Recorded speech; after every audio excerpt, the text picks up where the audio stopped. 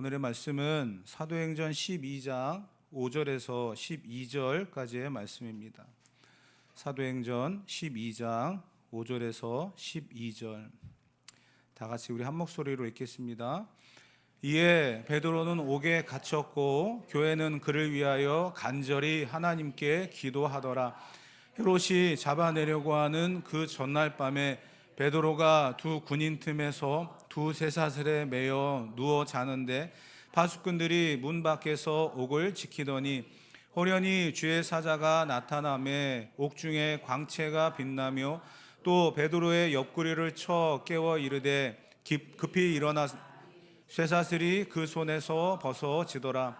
천사가 이르되 띠를 띠고 신을 신으라 하거늘 베드로가 그대로 하니 천사가 또 이르되 겉옷을 입고 따라오라 한대 베드로가 나와서 따라갈새 천사가 하는 것이 생시인 줄 알지 못하고 환상을 보는가 하니라. 이에 첫째와 둘째 파수를 지나 시내로 통한 쇠문에 이르니 문이 저절로 열리는지라. 나와서 한 거리를 지나매 천사가 곧 떠나더라.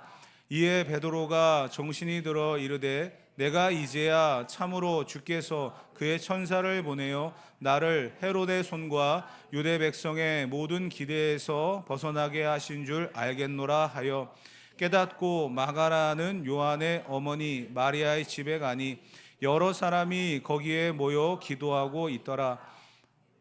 아멘. 계속해서 우리가 이 초대교회의 위기이면서 또 하나님의 역사를 계속 보고 있습니다. 야고보는 순교를 했고요. 베드로는 옥에 갇혀 있습니다. 그런 상황 속에서도 하나님의 절대적인 주권과 그 역사하심을 계속해서 보고 있습니다. 오늘 본문은 베드로가 이 감옥에 갇혀 있다가 극적으로 하나님의 도우심으로 인도함을 받는 그러한 장면을 기록하고 있습니다.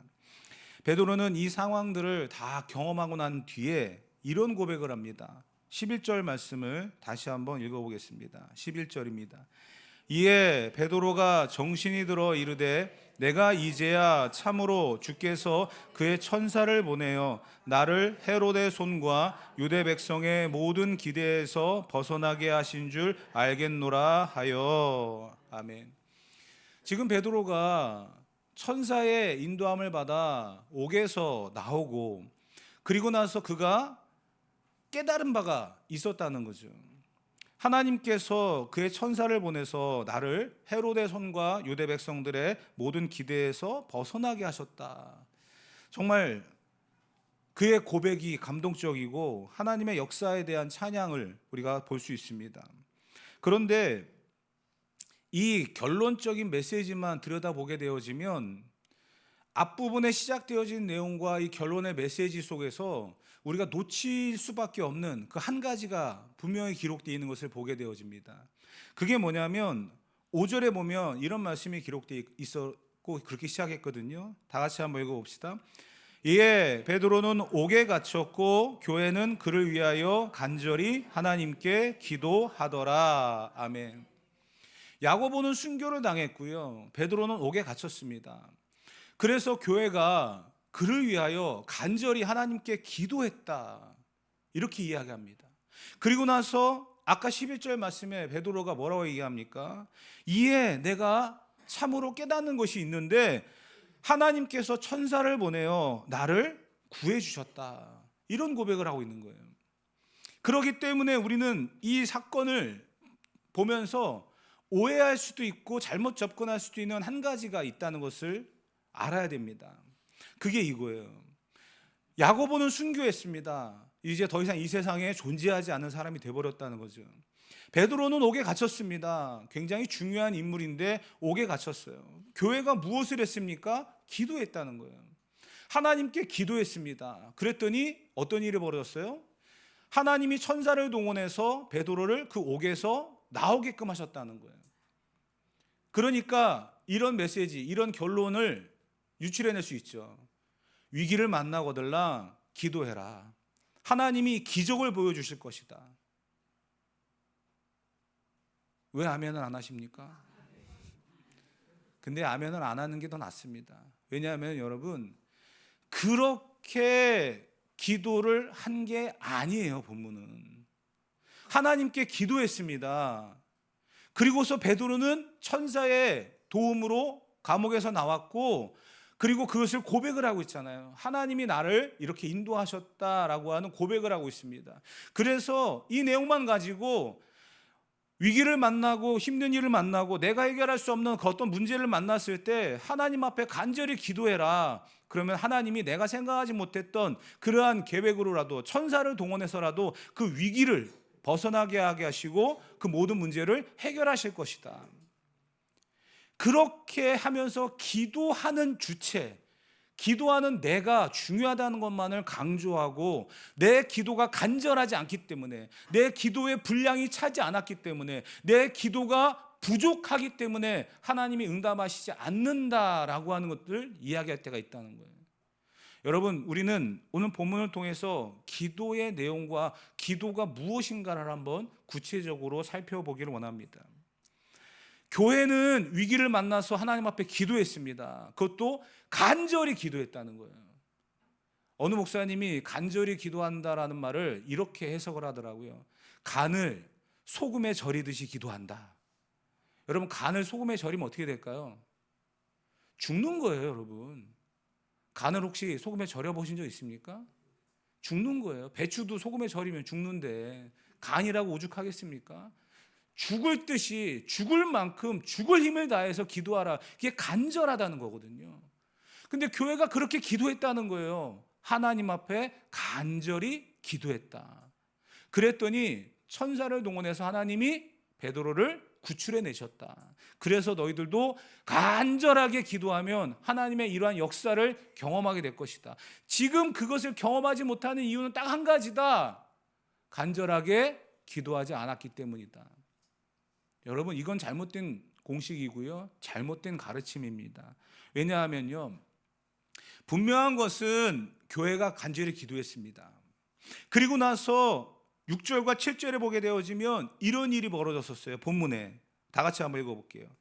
헤롯이 잡아내려고 하는 그 전날 밤에 베드로가 두 군인들 틈에서 두 쇠사슬에 매어 누워 자는데 파수꾼들이 문 밖에서 옥을 지키더니 호련히 주의 사자가 나타나매 옥중에 광채가 빛나며 또 베드로의 옆구리를 쳐 깨워 이르되 급히 일어나라 하니 쇠사슬이 그 손에서 벗어지더라. 아멘. 어떻게 보면 여기까지도 교회가 간절히 기도했더니 하나님이 천사를 보내서 잠자고 있는 베드로를 깨워가지고 그를 데리고 나오는 그러한 장면을 기록하고 있습니다. 정말 엄청난 일이죠. 생각할 수도 없는 그런 기적적인, 초대교회니까 가능한 그런 거 아닐까 생각이 들어질 정도의 그런 굉장한 일이 벌어졌습니다. 그런데 문제는 그 이후에 기록된 본문이 하나거든요. 오늘 우리가 읽진 않았지만 13절부터 16절까지 보게 되어지면 그들의 반응을 보면서 그들이 어떠한 기도를 했는가를 엿볼 수 있습니다. 13절부터 16절, 탈출한 베드로가 이렇게 등장을 합니다. 다 같이 읽어봅시다. 베드로가 대문을 두드린데 로데라는 여자아이가 영접하러 나왔다가 베드로의 음성인 줄 알고 기뻐하여 문을 미처 열지 못하고 달려 들어가 말하되 베드로가 대문 밖에 섰더라 하니 그들이 말하되 내가 미쳤다 하나 여자아이는 힘써 말하되 참말이라 하니 그들이 말하되 그러면 그의 천사라 하더라. 베드로가 문 두드리기를 그치지 아니하니 그들이 문을 열어 베드로를 보고 놀라는지라. 아멘. 그 장면이 지금 연상이 되십니까? 천사의 인도함을 받아 감옥에서 나왔는데 베드로가 달려간 것은 성도들이 있는 곳이었어요. 그들은 무엇을 하고 있었습니까? 하나님께 기도하고 있던 사람들이에요. 그들의 기도는 뭐였습니까? 베드로를 구해달라는 거겠죠. 그 정작 기도의 내용대로 베드로가 하나님의 인도하심으로 감옥을 나왔고 그 기도하는 장소에까지 와서 문을 두드리고 있습니다. 근데 사람들의 반응이 어땠다고요? 그 소식을 알리고 있는 여자아이에게 한 말을 보세요. 네가 미쳤다. 그런 일은 있을 수 없다. 이야기잖아요. 지금 이들이 무엇을 했습니까? 기도했어요. 그 기도의 내용은 베드로를 구해달라는 내용이었을 텐데 그 기도의 내용대로 베드로가 살아서 나왔는데도 불구하고 이들은 그 사실을 믿지 못하고 있다는 거예요. 여러분, 그러면 간절히 하나님 앞에 기도했다라고 하는 그 내용은 뭐예요? 가짜라는 얘기일까요? 우리는 여기에서 이 사건이 보여주고 있는 아주 중요한 것을 들여다보길 원합니다. 이들의 기도가 간절한 기도가 아니었을까? 이들의 기도가 믿음의 기도가 아니었을까? 그거 아니에요, 여러분. 이들의 기도, 믿음의 기도 맞습니다. 또 성경이 간절한 기도였다라고 이야기합니다. 그래서 이 기적적인 사건이 벌어졌잖아요. 천사를 동원해서 베드로를 인도하시는 하나님의 이 역사의 주관자로서의, 전능하신 하나님으로서의 그것을 우리가 지금 보고 있습니다. 그런데 문제는 무엇이었냐면 이 사람들이 이것을 믿지 못하고 있다는 거죠. 우리는 기도를 계속합니다. 또 기도하라고도 말씀을 듣고 있습니다. 그래서 수많은 시간, 수많은 방법으로 기도를 합니다. 그런데 그 기도가 어쩌면 이 초대교회의 성도들처럼 베드로를 구해달라고 하는 그 간절한 기도를 하나님이 응답하셔서 천사를 동원해서 베드로를 구출해내는 그 장면 앞에 믿지 못하고 있는 그 현실, 그것이 어쩌면 우리들의 모습일 수도 있다는 것을 한번 돌아보고, 그러면 과연 우리는 어떻게 기도해야 되는가, 왜 우리는 기도해야만 하는가, 이 부분을 한번 접근해 보려고 합니다. 이 사실을 우리가 좀 더 이해하기 위해서 저는 구약에 있는 성경을 인용해 보려고 합니다. 에스겔 36장을 보게 될 텐데요, 전체적인 내용을 다 훑어볼 거예요. 그런데 이 에스겔 36장은 바벨론의 포로로 잡혀간 이스라엘 백성들을 향한 예언서입니다. 너희가 포로로 잡혀온 이유는 이것이다. 그렇지만 그 가운데 내가 이런 일을 행할 것이다 라고 하면서 소망의 메시지를 주고 계신 것이 바로 이 에스겔서거든요. 그 중에 36장에 보게 되어지면 이런 내용의 말씀이 계속 기록되어 있어요. 36장 전체를 끊어서 계속 그 이야기를 볼 텐데, 에스겔 36장 20절부터 23절 다 같이 한번 천천히 읽어보도록 합시다. 그들이 이른바 그 여러 나라에서 내 거룩한 이름이 그들로 말미암아 더러워졌나니 곧 사람들이 그들을 가리켜 이르기를 이들은 여호와의 백성이라도 여호와의 땅에서 떠난 자라 하였음이라. 그러나 이스라엘 족속이 들어간 그 여러 나라에서 더럽힌 내 거룩한 이름을 내가 아꼈노라. 그러므로 너는 이스라엘 족속에게 이르기를 주 여호와께서 이같이 말씀하시기를 이스라엘 족속아, 내가 이렇게 행함은 너희를 위함이 아니요 너희가 들어간 그 여러 나라에서 더럽힌 나의 거룩한 이름을 위함이라. 여러 나라 가운데서 더럽혀진 이름 곧 너희가 그들 가운데서 더럽힌 나의 큰 이름을 내가 거룩하게 할지라. 내가 그들의 눈앞에서 너희로 말미암아 나의 거룩함을 나타내리니 내가 여호와인 줄을 여러 나라 사람이 알리라. 주 여호와의 말씀이니라. 아멘. 쭉 읽어 내려가면서 무엇을 느끼셨습니까? 이스라엘 백성들이 바벨론의 포로로 잡혀간 그 상황, 그러므로 인해서 하나님이 이렇게 얘기하셨어요. 너희들로 말미암아 내 이름이 더러워졌다. 너희가 그 땅에서 안식일을 지키고 예배하고 성전 중심으로 말씀 중심으로 살아갔다면 내가 약속했던 그 땅에서 너희는 영원토록 살아갔을 텐데 너희들은 우상을 섬기고 말씀을 떠나고 하나님 없는 삶을 살아가다가 결국은 바벨론의 포로로 잡혀오는, 나라는 망해버리는 그러한 결과를 만들었지 않느냐. 그것은 단순하게 나라가 망하고 사라지고 너희들은 포로로 잡혀왔다라고 하는 결과일지 모르지만 그 모든 배경 속에서는 너희가 내 이름을 더럽히는, 내 이름이 거룩해야 되는데 내 이름을 더럽히는 그러한 행동을 너희가 한 것이다. 하나님이 이렇게 책망을 하시는 거거든요. 그런데 36장 21절에 보면 너희가 더럽힌 그 여러 나라에서 더럽혔던 그 이름을, 내 거룩한 이름을 내가 아꼈다라고 이야기하고 있어요. 여러분, 이 부분이 이제 시작이고 굉장히 중요합니다. 내가 아꼈다. 너희는 버리고 너희는 더럽혔지만 나는 그 이름을 아끼고 있다.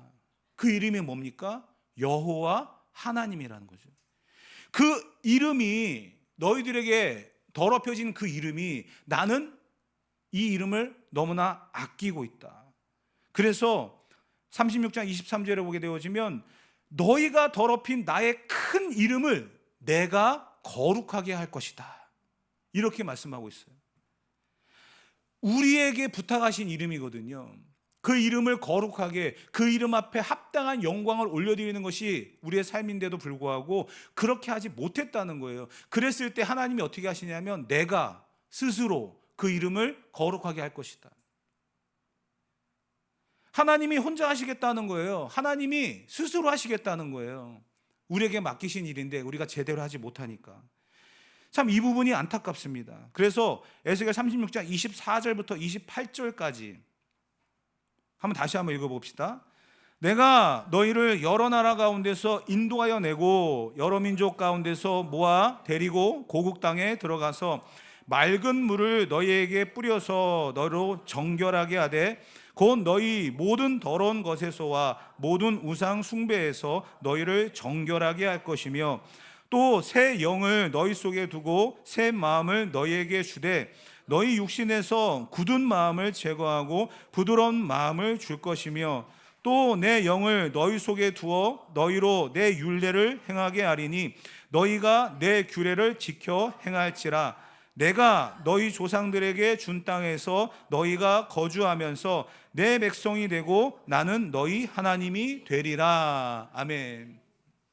여기서도 보게 되어지면 내가라고 하는 주어가 등장합니다. 내가, 너희가 더럽힌 그 이름, 그 여호와 하나님의 이름을 내가 거룩하게 할 것이다. 그리고 나서 내가 너희를 다시 이스라엘 그 땅으로 보낼 것이다. 그리고 거기에서 너희가 다시 회복될 것이다.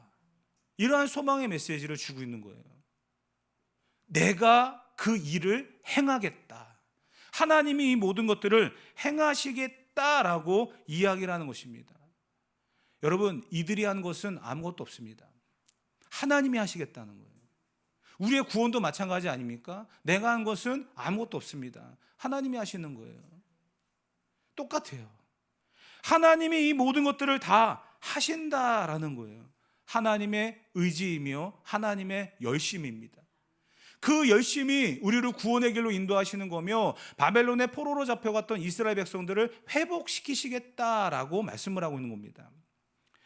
에스겔 36장 33절부터 36절까지의 말씀을 또 한번 읽어보도록 하겠습니다.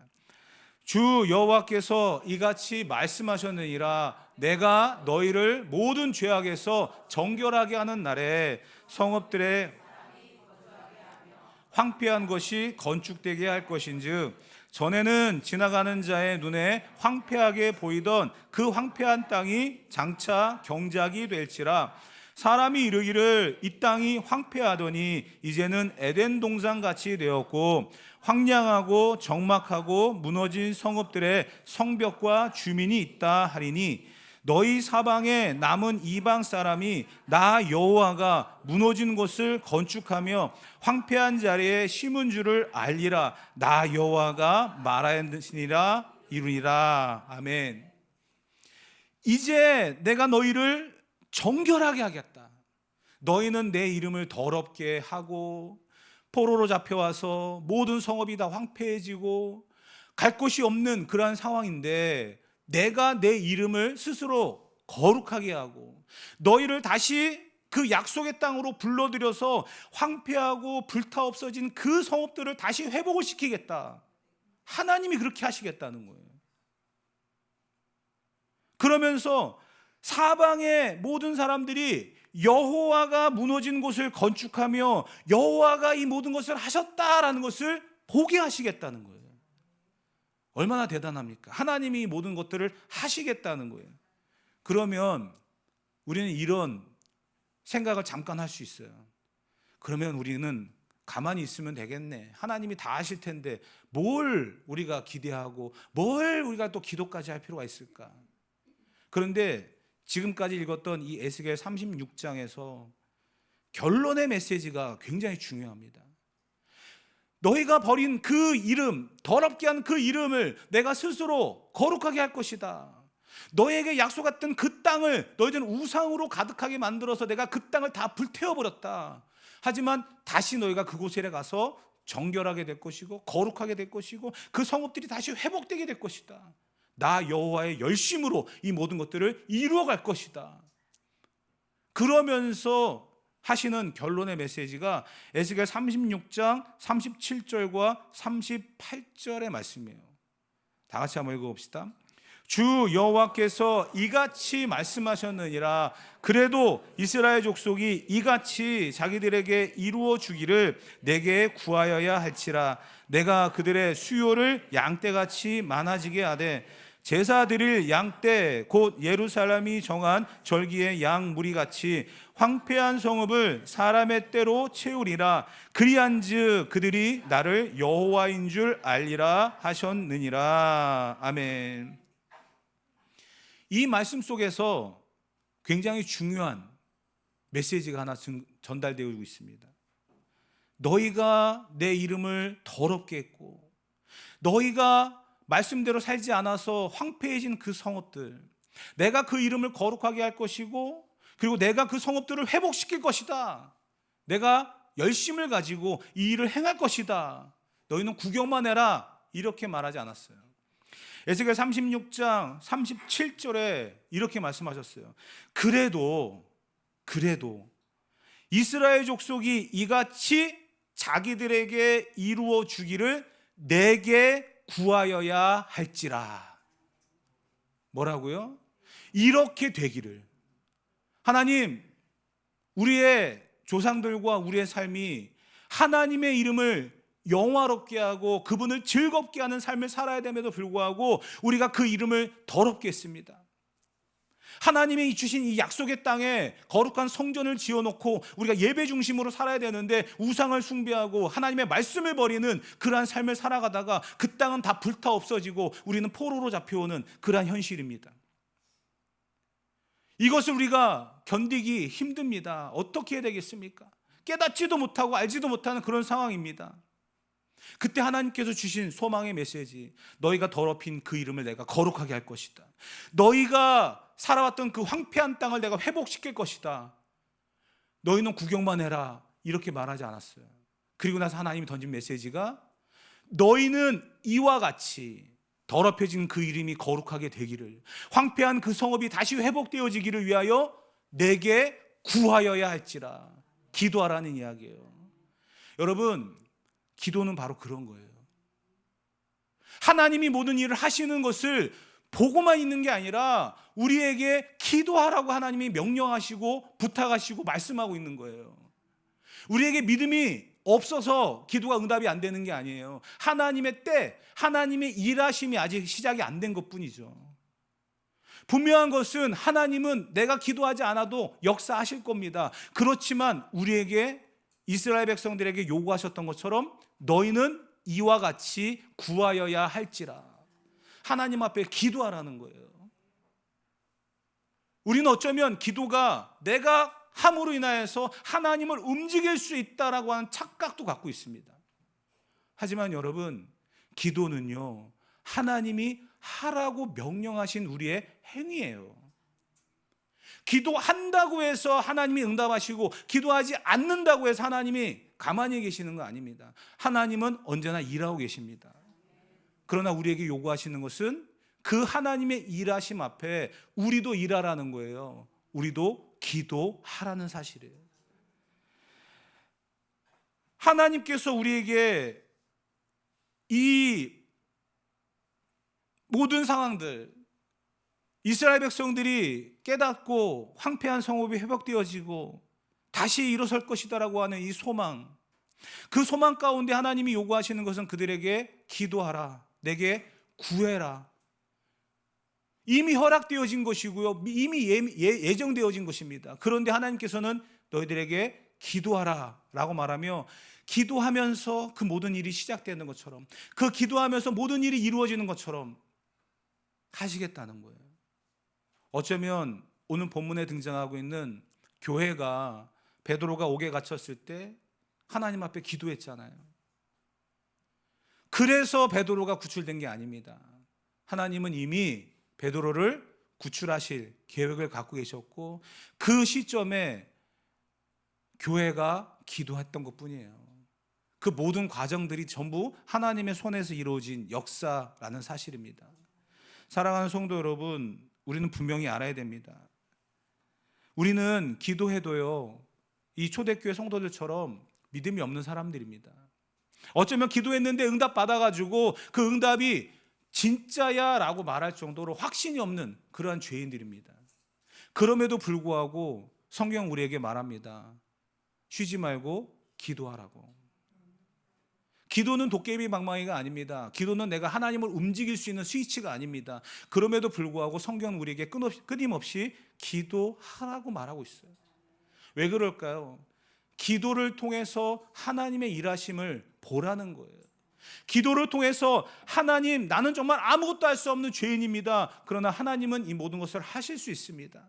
겸손해지고 낮아지고 하나님의 뜻을 바라보고 하나님의 일하심을 바라보고, 그리고 내가 하나님의 자녀이기 때문에 내가 이런 것을 기도했더니 하나님이 응답해 주셨다라고 하는 그런 확신을 가지면서 우리의 신분에 대한 확신도 갖고, 하나님이 내게 주신 구원의 그 합당한 은혜와 그 축복을 누리며 살아갈 수 있는, 그것이 바로 기도라는 거예요. 그래서 그러한 마음을 가지고 아까 베드로가 고백했던 11절 말씀을 다시 한번 고백해 보도록 합시다. 다 같이 한번 11절을 다시 한번 읽어봅시다. 이에 베드로가 정신이 들어 이르되 내가 이제야 참으로 주께서 그의 천사를 보내어 나를 헤로데 손과 유대 백성의 모든 기대에서 벗어나게 하신 줄 알겠노라 하여. 아멘. 이제 좀 이해가 되시지 않습니까? 베드로가 정신이 들었대요. 그랬더니 내가 이제야 참으로 하나님께서 그의 천사를 보내서 나를 구원해 주셨구나, 그 사실을 깨달았다는 거예요. 사랑하는 성도 여러분, 기도는 이것을 깨닫는 것입니다. 기도는 하나님을 더 알아가는 작업입니다. 기도는 하나님과 우리를 더 연결시켜주는 관계입니다. 내가 기도함으로 인해서 무언가 기적적인 일들이 일어나고, 내가 기도함으로 인해서 생각하지 못했던 그 수많은 역사들이 이루어진다. 그래서 기도는 마법이다. 여러분, 잘못된 접근입니다. 하나님은 이미 모든 일을 이루시기 위해서 준비해 놓으시고 일하고 계십니다. 그렇지만 그 가운데 우리에게 요구하시는 것은 기도하라는 거거든요. 저와 여러분들이 이 상황 속에서 하나님의 일하심, 하나님의 열심, 하나님의 그 역사를 바라보기 위해서 기도에 동참하는 삶을 살아가야 될 줄 믿습니다. 기도하는 것이 중요합니다. 기도 안 하고 지금까지 버텨오신 것도 기적입니다. 기도하시면서 하나님의 뜻을 깨닫고 하나님의 은혜를 깨닫고 하나님과의 관계가 유지되어지고, 그러면서 우리의 믿음이 날마다 더 새로워지고 견고해지는 역사들이 일어나기를 간절히 주님의 이름으로 축복합니다.